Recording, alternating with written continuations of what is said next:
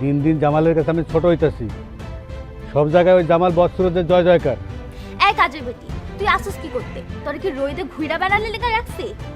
এর নাম কি ভালো থাকা?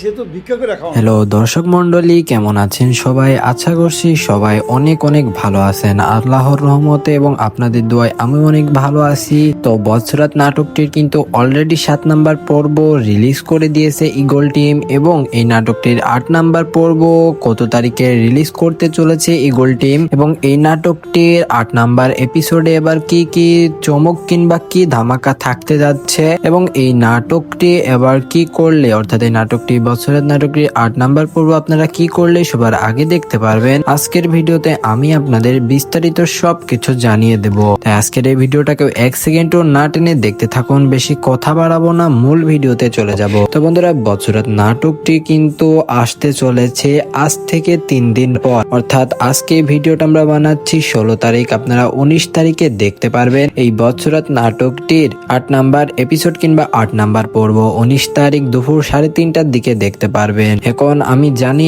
আপনারা এই নাটকটি এত দেরি করতে চাচ্ছেন না, তো এত দেরিতে যারা যারা দেখতে চাচ্ছেন না, যারা যারা আগামীকাল এই বছরের নাটকটি দেখতে চাচ্ছেন 8 নাম্বার এপিসোড, তারা আজকের এই ভিডিওতে একটা করে লাইক এবং একটা করে কমেন্ট করে যান। একটা করে কমেন্ট করবেন যে ভাই আমরা এই নাটকটি আজ থেকে 3 দিন পর না আগামীকাল দেখতে চাই।